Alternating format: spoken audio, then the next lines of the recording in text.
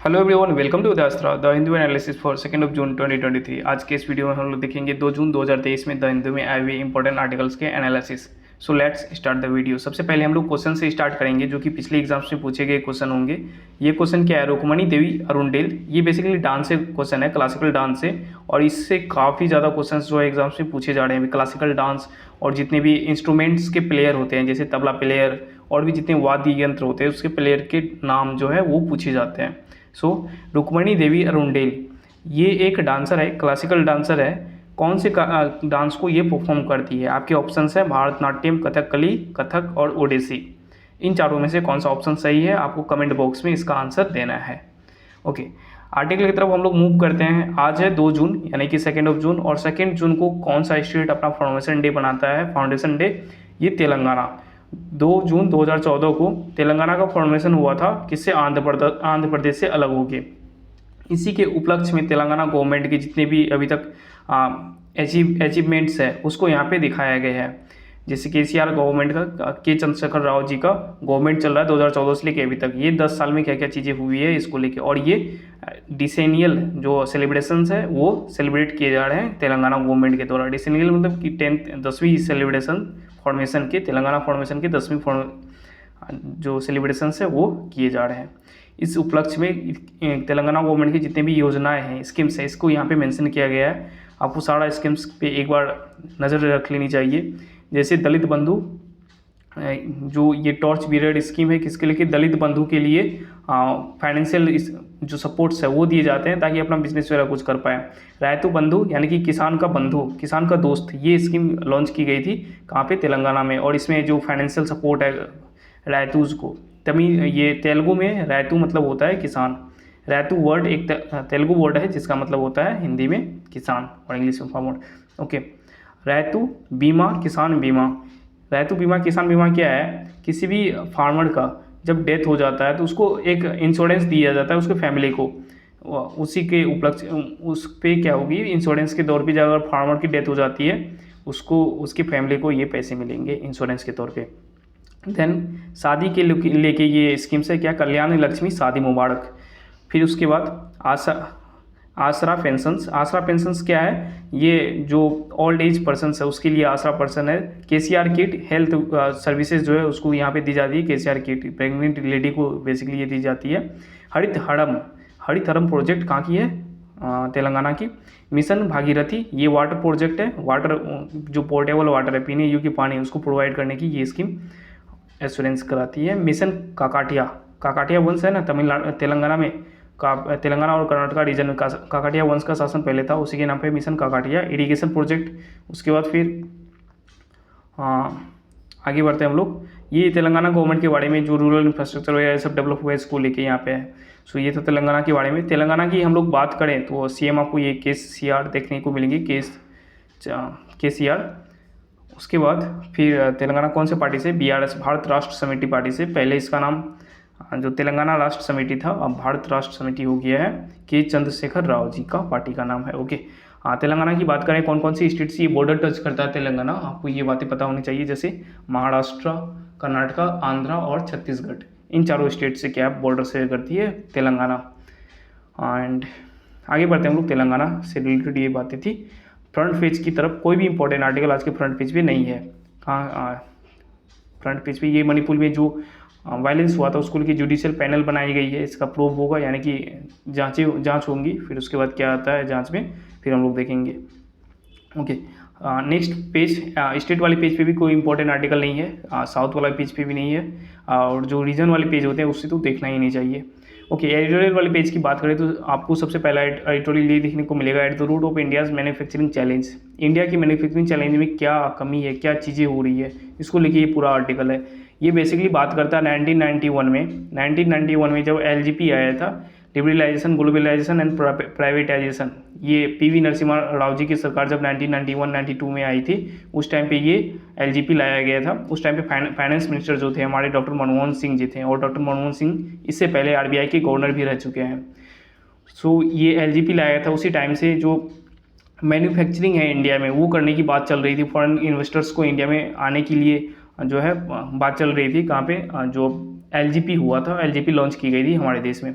उस टाइम से लेके अभी तक मैन्युफैक्चरिंग का जो ज़्यादा से ज़्यादा मैन्युफैक्चर्स हुआ है हमारे देश में, जब 2014 में जो मेक इन इंडिया प्रोजेक्ट आया उसको लेके, उसके बाद यहाँ से मैन्युफैक्चरिंग जो स्टार्ट हुई है अकॉर्डिंग टू गवर्नमेंट। फिर क्या होती है, प्रोडक्शन लिंक इंसेंटिव्स स्कीम्स जो है ये भी दिए जाते हैं। ये क्या होती है, बेसिकली एक सब्सिडी दी जाती है प्रोडक्शन करने को लेके। कहाँ पे, इंडिया में प्रोडक्शन करेगी कोई कंपनी तो उसको सब्सिडी दी जाएगी, क्योंकि हो सकता है प्रोडक्शन करने में ज़्यादा कॉस्ट आए, फिर उस यहाँ पे सेल वगैरह नहीं हो पाए, इस कारण से कुछ गिने चुने प्रोडक्ट्स होते हैं उस पर सब्सिडी दी जाती है। इसको लेके, इन सारे फैक्टर्स को लेके इंडिया में मैन्युफैक्चरिंग जो है वो कुछ ना कुछ पहले के कंपेरिजन में बढ़ा है। लेकिन चैलेंजेस क्या है इस मैन्युफैक्चरिंग का, इसके बारे में यहाँ पे जिक्र की गई है। चैलेंजेस बेसिकली ये है कि यहाँ का रोड इंफ्रास्ट्रक्चर उतना ज़्यादा डेवलप नहीं है, पोर्ट्स वगैरह उतना ज़्यादा डेवलप नहीं है।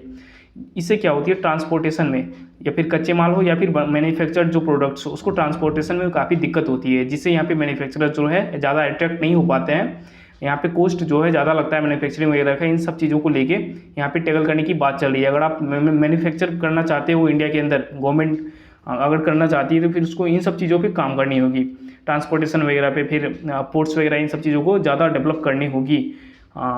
उसके बाद फिर यहाँ पे क्या होती है, जो मानसून वगैरह होता है, इन सब चीज़ों का भी काफ़ी नेगेटिव इम्पैक्ट पड़ता है मैन्युफैक्चरिंग सेक्टर पे। इन सब चीज़ों को लेके यहाँ पे आर्टिकल में बात की गई है। हमारे बोलने से कुछ नहीं होगा, आपको खुद से पढ़नी होगी, खुद से समझनी होगी, क्योंकि आपका टारगेट ही होना चाहिए पेपर पढ़ने का, अंडरस्टैंडिंग डेवलप करना। यहाँ से कोई न्यूज़ नहीं बनाना आपको, यहाँ से कोई आंसर राइटिंग नहीं करनी है, आप जो है रिटन एग्जाम नहीं देने जा रहे हो, आपको बस पढ़ना है ताकि आपकी अंडरस्टैंडिंग डेवलप हो। ये वीडियो का पर्पज़ सिर्फ यही होगा, आपको थोड़ा सा ऊपर से मोटा मोटा आइडिया दे दिया जाए ताकि आप पढ़ने में आसानी हो आपको पढ़ने में। ओके, नेक्स्ट आर्टिकल की तरफ हम लोग मूव करते हैं। नेक्स्ट आर्टिकल जो है ये टेक्स्ट एंड कंटेक्स्ट वाले पेज से आपको देखने को मिलेगा। Next important article, who should on the world's lithium. ये आर्टिकल है, बेसिकली हुआ क्या ना कि रैसी डिस्ट्रिक्ट में, जम्मू कश्मीर में रैसी डिस्ट्रिक्ट है, यहाँ पे काफ़ी ज़्यादा लिथियम डिपोजिट्स जो है पाया गया है रैसी में। और इस लिथियम से क्या क्या चीज़ें बनाई जाती है, जैसे बैटरी जो है, इलेक्ट्रिक व्हीकल के जितने भी बैटरीज होते हैं ये बनाए जाते हैं लिथियम से, काफ़ी ज़्यादा यूज़ होता है बैटरी बनाने में। तो ये लिथियम का यूज किस तरीके से किया जाना चाहिए, ये लिथियम का यूज किस तरीके से किया जाना चाहिए, और जो लिथियम जहाँ पे पाई गई है उसका ऑनर क्या होगा, उस लैंड के मालिक या फिर गवर्नमेंट या फिर कोई और, इसको लेके यहाँ पे बात की जा रही है। सुप्रीम कोर्ट का ऑर्डर आया था 2013 में, 2013 के एक केस के वर्डिक्ट में आया था क्या, एक पर्टिकुलर लैंड जिस पर्सन का है, उस लैंड के अंदर में पूरे अंदर तक यानी कि कोर तक जो भी चीज़ें पाई जाएंगी उसका जो ऑनर होगा, उसका जो मालिकाना हक होगा, किसका होगा, लैंड के मालिक का होगा। तो इसका मतलब लिथियम जहाँ पे है उसका मालिकाना हक किसको होगा, लैंड के मालिक को। अगर वो लैंड किसी का नहीं है, फॉरेस्ट है या फिर और कुछ है, तो गवर्नमेंट का हो गया वो लैंड, और उसका मालिकाना हक, उसके अंदर में जो भी मटेरियल्स पाई जाती है उनका क्या होगा, मालिकाना हक वो गवर्नमेंट के पास होगी, चाहे वो पेट्रोलियम प्रोडक्ट हो या फिर कुछ और भी हो। ओके, लिथियम के बारे में बात कर रहे हैं। लिथियम अभी पाया गया कहाँ पे, रैसी डिस्ट्रिक्ट में। इससे पहले लिथियम सबसे ज़्यादा जो वर्ल्ड में पाई जाती है वो कहाँ पे पाई जाती है, साउथ अमेरिकन कंट्रीज़ में, चाइली, बोलिविया, इन सारे कंट्रीज़ में। इसके अलावा मैक्सिको वगैरह में भी पाई जाती है, बट उतना हम नहीं जाएंगे। साउथ अमेरिका कंट्रीज़ में ज़्यादा लिथियम जो पाया जाता है। तो ये साउथ अमेरिकन कंट्रीज जो है किस तरीके से लिथियम को जो है यूज़ करते हैं, इसके यूज में क्या क्या पॉलिसीज़ है, किस तरीके से यूज करते हैं ताकि इसको मैक्सिमम प्रॉफिटेबल बनाया जा सके, इन सब चीज़ों को लेके यहाँ पे आर्टिकल मेंशन की गई है। बताया जा रहा जब चाइल और बोलिविया में, जो कि साउथ अमेरिकन कंट्री है, जहाँ पे लिथियम काफ़ी ज़्यादा मात्रा में पाई जाती है, ये दोनों कंट्री अपना पॉलिसी बना रहे थे। पहले गवर्नमेंट के पास में लिथियम का एक्सप्लोरेशन वगैरह था, इसका इनसे जो भी चीज़ें करनी थी एक्सपोर्ट वगैरह, उन सब चीज़ों का देखभाल कौन करते थे, गवर्नमेंट। फिर यहाँ से प्रॉफिटेबल नहीं हुआ, फिर क्या कर दिया गया, प्राइवेट जो कंपनीज है उनको दे दिया गया। फिर उसके बाद प्राइवेट कंपनी और गवर्नमेंट दोनों मिल के करने लगे। इन सब चीज़ों के बारे में यहाँ पे बताई जा रही है, और इंडिया में किस तरीके से करनी चाहिए इसी के बारे में ये जो आर्टिकल है ये आया हुआ है। रैसी में जो लिथियम पाया गया है किस तरीके से इसे टैकल करना चाहिए। और लिथियम का यूज़ काफ़ी ज़्यादा होने वाला है, क्योंकि इलेक्ट्रिक व्हीकल की तरफ हम लोग मूव कर रहे हैं। ये जो हमारा कन्वेंशनल व्हीकल है जिससे कार्बन एमिशन ज़्यादा होता है, इलेक्ट्रिक व्हीकल की तरफ मूव कर रहे हैं, तो लिथियम का काफ़ी ज़्यादा यूज़ होने वाला है। इसको लेके एक इफेक्टिव यूज़ किस तरीके से हम लोग अपने देश में कर पाएँ, इसको लेके ये आर्टिकल आया हुआ। ओके, बढ़ते हैं हम लोग नेक्स्ट आर्टिकल की तरफ। नेक्स्ट आर्टिकल की तरफ हम लोग मूव करते हैं। Now, how has Dhaka reacted to the US threat on visas. Basically हुआ क्या ना कि 24 मई को US के secretary of state Anthony Blinken, इनके द्वारा अनाउंस की गई है न्यू वीज़ा पॉलिसी। इस न्यू वीज़ा पॉलिसी के अंतर्गत बांग्लादेश के कई सारे पॉलिटिकल लीडर्स वगैरह जो है, ऑपोजिशन पार्टी और शेख हसीना जी की पार्टी, इन दोनों की पार्टी को बैन कर दिया गया है यूएस में वीज़ा देने से। क्यों? क्योंकि 2014 और 2018 का जो इलेक्शन हुआ था, जनरल इलेक्शन, इसमें कहीं ना कहीं धांधली देखने को मिल रही है। ये यूएस के सेक्रेटरी एंथोनी ब्लिंकन के द्वारा बताई जा रही है। सो इस धांधली को लेके जो इलेक्शन हुआ था, इसको लेके बैन किया गया है बांग्लादेश के पॉलिटिशियंस को यूएस में आने से। इसी को लेके आर्टिकल आया हुआ है। इसके अगेंस्ट बांग्लादेश के जो पीएम है शेख हसीना जी, इनका स्टेटमेंट आया है, ऐसा कुछ भी नहीं है, ये ऐसे ही कर रहे हैं। लेकिन यहाँ पे बात चल रही है यूएस और बांग्लादेश के रिलेशन के बारे में। बेसिकली इकोनॉमिक रिलेशन और पॉलिटिकल रिलेशन बेसिकली दो होते हैं। पॉलिटिकल रिलेशन तो अभी ख़राब होगी क्योंकि यूएस जो है ये नहीं दे रहे हैं अपना वीज़ा बांग्लादेशी पॉलिटिशियंस को। बट इकोनॉमिक रिलेशन यूएस के साथ काफ़ी ज़्यादा ट्रेड जो है ये किया जाता है। इनफैक्ट यूएस के साथ बांग्लादेश का सबसे बड़ा ट्रेड होता है, उसके बाद चाइना, फिर रसिया, इंडिया बाद में आता है। बेसिकली साउथ ईस्टर्न कंट्रीज़ में इंडिया पहला है, लेकिन सबसे ज़्यादा ट्रेड जो होती है यूएस के साथ होती है। इकोनॉमिक रिलेशन को यहाँ पे सस्टेन करने की बात चल रही है क्योंकि इससे घाटा तो बांग्लादेश को होगा। सो इकोनॉमिक रिलेशन ठीक रहेंगे, बाकी पॉलिटिकल रिलेशन यहाँ पे ख़राब हो रहे हैं। इसको लेके ये चिंता यहाँ पे जताई जा रही है राइटर्स के द्वारा।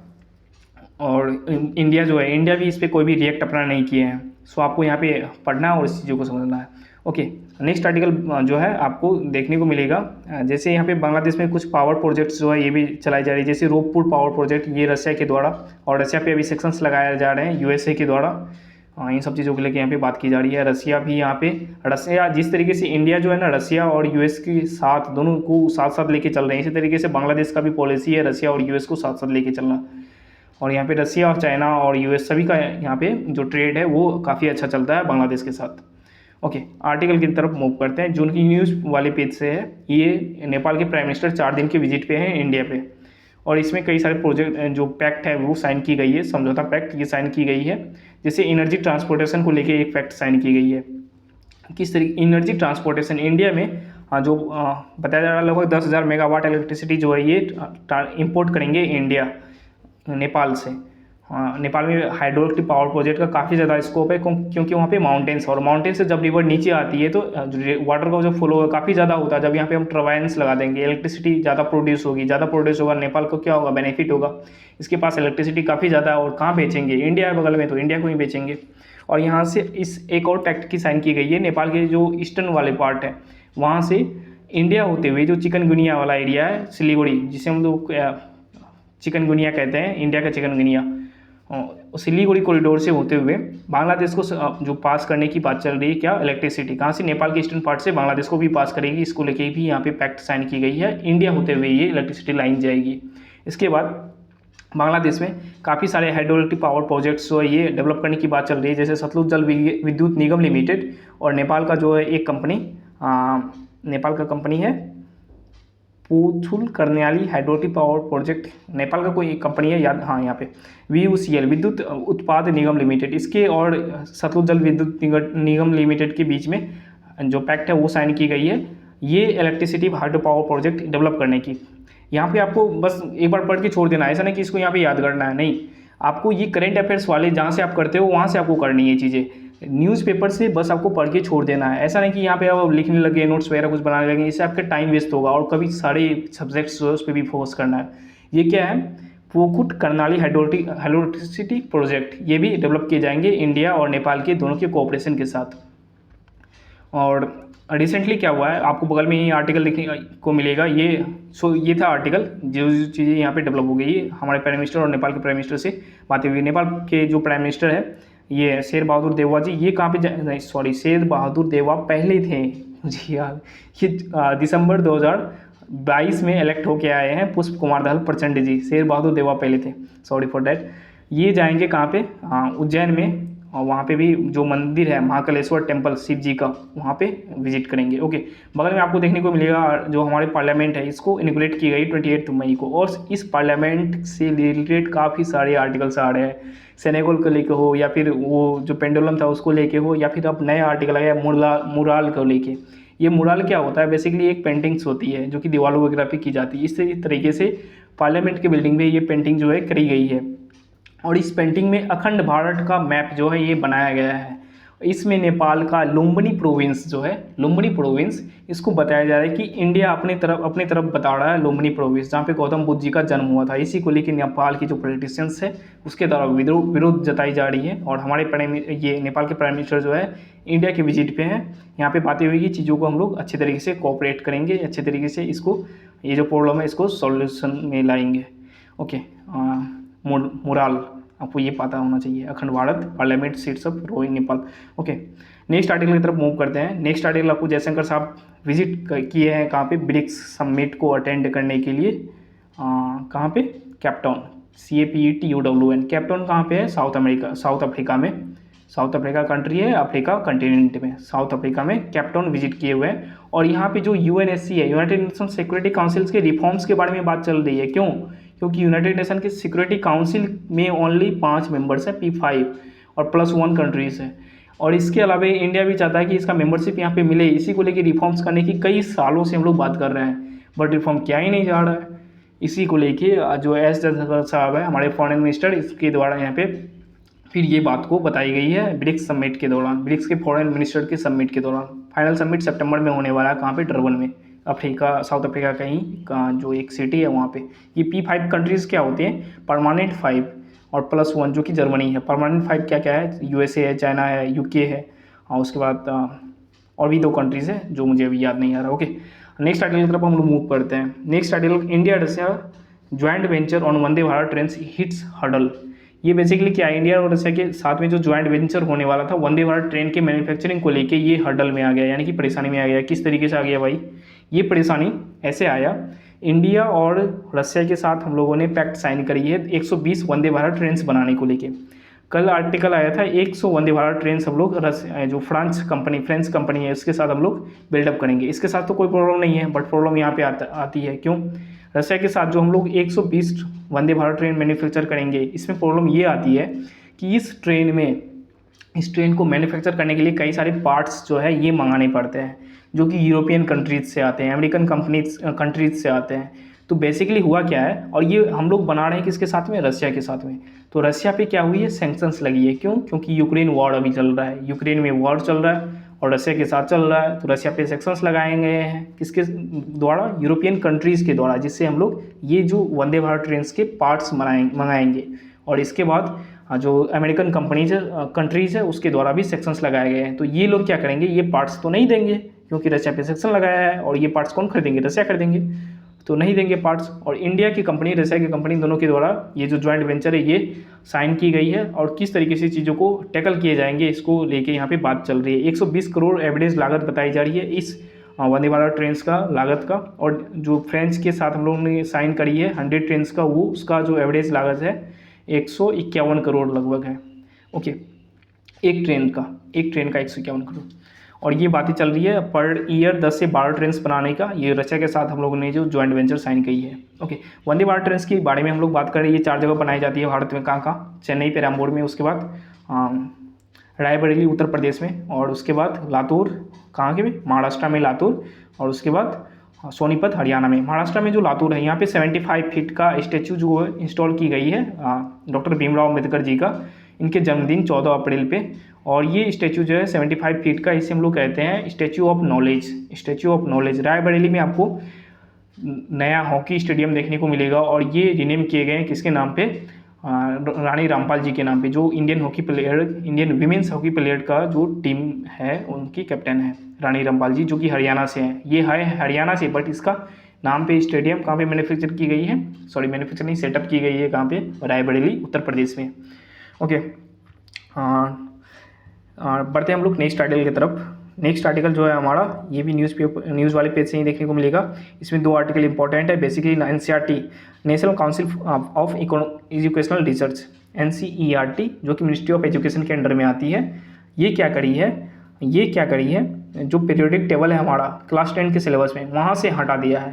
पीरियोडिक टेबल वाला चैप्टर हटा दिया है क्लास 10 के साइंस वाले बुक से, और इस पीरियोडिक टेबल को 11th क्लास में जोड़ दिया गया है। 11th क्लास के साइंस वाले जो एक केमिस्ट्री वाला बुक है, केमिस्ट्री सब्जेक्ट, उसमें जोड़ दिया गया है क्या, पीरियोडिक टेबल। इसके अलावा इससे क्या होता है, यहाँ पे जो ड्रॉप डाउन है स्कूल्स में, जो साइंस स्ट्रीम के स्टूडेंट्स का ड्रॉप डाउन देखने को मिलेगा 10th के बाद, यानी कि 10th में जितने लोगों ने पास करी है लगभग उतने ही लोग जो 11th 12th में आर्ट्स ले रहे हैं। जितने लोगों ने पास करी उसका कुछ परसेंटेज आर्ट्स ले रहे हैं, ये यहाँ पे आर्टिकल में मेंशन किया गया है।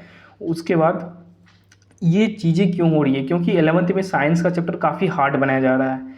क्यों? क्योंकि 10th में बच्चे तो पीरियोडिक टेबल पढ़ा ही नहीं, और डायरेक्ट जाके 11th में पीरियोडिक टेबल पढ़ने को मिलेगा उनको। और 10th में चीज़ें क्या थी, थोड़ी ईजी थी, 12th में 11th में क्या हो जाएगी, थोड़ी हार्ड हो जाएगी। और पहले से पढ़ा होता है तो ये बेसिक है बिल्कुल पीरियोडिक टेबल। आपको एटम्स के बारे में पता होनी चाहिए, हाइड्रोजन हीलियम लिथियम क्या चीज़ें होती है। जैसे लिथियम डिपॉजिट्स फाइंड आउट हुआ, जब ये बच्चे 11th 12th में आर्ट्स लेके पढ़ेंगे तो क्या इनको लिथियम के बारे में कुछ नॉलेज होगी? नहीं होगी। तो इनसे क्या होगा, इनका जो लाइफ का एक्सपेक्टेंसी वो बिल्कुल घटेगा। इन सब चीज़ों को लेके यहाँ पे जो समस्या है वो जताई जा रही है, but I am not opposing the government. ये आर्टिकल में जो चीज़ें हैं वो बस मैं आपको यहाँ पे बता रहा हूँ। ओके, और उसके बाद और भी बहुत सारी चीज़ें जो है वो हटाई गई है, कहाँ से, एनसीईआरटी के सिलेबस से, बेसिकली क्लास 10th के टेक्स्ट बुक से। क्या क्या चीज़ें हैं ये क्या है, डार्विन्स का थ्योरी, जो कि थ्योरी ऑफ इवोल्यूशन है, मानव का किस तरीके से बंदर से लेके अभी तक हम जो फॉर्म हुए हैं, इन कैसे चेंजेस हुआ है, इसको लेके इवोल्यूशन का थ्योरी क्लास 10th की बुक से हटाई गई है। उसके बाद democracy and diversity, popular struggles and movements, political parties, उसके बाद चैलेंजेस टू डेमोक्रेसी, इन सारे चैप्टर्स को हटा दिया गया है। कहाँ पे? पॉलिटिकल साइंस के बुक से। जो पॉलिटिकल साइंस का बुक्स है ये सारे चैप्टर्स हटा दिए गए हैं। उसके बाद मौलाना अब्दुल कलाम आज़ाद, जो कि हमारे फर्स्ट एजुकेशन मिनिस्टर भी थे, इनका भी जिक्र बिल्कुल यहाँ से हटा दिया गया है एनसीईआरटी के बुक से। सो इन सब चीज़ों को हटाए गए हैं एनसीईआरटी के द्वारा। ओके, नेक्स्ट आर्टिकल आपको बगल में देखने को मिलेगा, half of the electricity be from renewable sources by 2027। Target set किया है 2030 तक की हाफ ऑफ द जितने भी इलेक्ट्रिसिटी प्रोड्यूस करेंगे हम इंडिया के द्वारा, ये उसका आधा भाग जो है रिन्यूएबल सोर्सेज से होंगे। रिन्यूएबल सोर्सेज मतलब हाइड्रो इलेक्ट्रिसिटी पावर प्रोजेक्ट से होंगे, या फिर डैम से, सॉरी हाइड्रो पावर प्रोजेक्ट्स में ही डैम है, या फिर किसे होंगे, सोलर एनर्जी से होंगे, या फिर जो विंड्स है वहाँ से होंगे। लेकिन यहाँ पे समस्या ये आ रही है, अच्छा ये 2030 का जो टारगेट है वो सेट किया गया है, वर्ल्ड में हम लोगों ने बोल दिया है कि 2030 तक हम लोग कर लेंगे, बट प्रेडिक्शन जो की जा रही है वो 2027 फाइनेंशियल ईयर 27 यानी कि 2026 से लेकर 27 के एंड में, ये जो फाइनेंशियल ईयर है इसके एंड तक हम लोग ये टारगेट अचीव कर लेंगे। और इसमें प्रॉब्लम क्या हो रही है कि ये जो है जब कभी सोलर एनर्जी से कब आएंगे इलेक्ट्रिसिटी, जब धूप रहेंगे, विंड से कब आएंगे, जब हवाएं चलेंगी, यानी कि क्लाइमेट ठीक रहना चाहिए। इससे हाइड्रोइलेक्ट्रिक पावर प्रोजेक्ट से कब आएंगे, जब नदियों में पानी रहेंगे, जब नहीं रहेंगे तो इलेक्ट्रिसिटी नहीं आएगी। जब क्लाइमेट ठीक नहीं रहेगा तो विंड नहीं चलेगा तो क्या होगा, इलेक्ट्रिसिटी प्रोड्यूस नहीं होगा। जब धूप नहीं आएंगे तो क्या होगा, इलेक्ट्रिसिटी प्रोड्यूस नहीं होगा। बट धूप, अगर ये सोलर विंड हम लोग कर रहे हैं, सोलर पावर प्रोजेक्ट ये एस्टेब्लिश कर रहे हैं, तो चीज़ों को अच्छे से एनालाइज करके, जैसे थार डेजर्ट में काफ़ी ज़्यादा सोलर पावर प्रोजेक्ट जो है इंस्टॉल किए जा रहे हैं, विंड्स वगैरह वहाँ पर काफ़ी ज़्यादा मूवमेंट होती है, इंस्टॉल की जा रही हैं। और जो बीचेस होते हैं समुद्र के किनारे, वहाँ पे जो टर्बाइंस वगैरह, ये एयर से जो हम लोग करते हैं, यानी कि विंड, जो हवा के पंखी होते हैं ना, उसको इंस्टॉल की जा रही है कहाँ पे, समुद्र के बगल में, तो वहाँ से भी इलेक्ट्रिसिटी आएंगे। इन सब चीज़ों को लेकर यहाँ पे बातें की जा रही है। सो ये था आज का आर्टिकल, और ये आगे कोई इंपॉर्टेंट आर्टिकल नहीं है, आपको फोड़ने वाली पेज पे कोई इंपॉर्टेंट आर्टिकल नहीं है। उसके बाद फिर स्पोर्ट्स वाली पेज तो पढ़ना ही मत, काफ़ी ज़्यादा एकदम से कॉम्प्लिकेटेड चीज़ें उसमें होती है, आपके टाइम ज़्यादा बर्बाद होंगे, क्योंकि आप वनडे कम्पिटिटिव एग्जाम्स की तैयारी कर रहे हो। इस कारण से आपको अंडरस्टैंडिंग बस डेवलप करना है आपकी इंग्लिश वाले सेक्शन को लेके। ओके, सो ये था आर्टिकल। अब हम लोग मूव करते हैं, जो फर्स्ट पेज पे हम लोगों ने क्या पूछा था, आपसे क्वेश्चन पूछा था। क्या क्वेश्चन था? ये क्वेश्चन था, रुक्मणी देवी अरुंडेल किस डांस से एसोसिएटेड है? रुक्मणी देवी अरुंडेल, और ये एग्जाम का काफ़ी फेवरेट क्वेश्चन है। मैक्सिमम से मैक्सिमम शिफ्ट्स में आपको ये देखने को मिलेगा, आप किसी भी पेपर को डालो, या फिर CGL हो, CHSL हो, MTS हो। ओके, आंसर क्या है इसका? भारतनाट्यम। रुक्मणी देवी अरुंडेल भारतनाट्यम को रिवाइव करने वाली फीमेल में से एक है। ये डांस भी करती है भारतनाट्यम। भारतनाट्यम कहाँ की डांस है? ये आपको तमिलनाडु का जो क्लासिकल डांस है ये देखने को मिलेगा। क्लासिकल डांस बेसिकली आर्ट है, आर्ट क्लासिकल डांस। अब डांस के नाम नहीं पूछे जाते हैं एग्जाम से, लेवल काफ़ी ज़्यादा अप हो गया है। डांस के नाम आपसे ये नहीं पूछेगा भारतनाट्यम किस स्टेट से बिलोंग करता है, या फिर कथकली किस स्टेट से बिलोंग करता है, कथक किस स्टेट से बिलोंग करता है।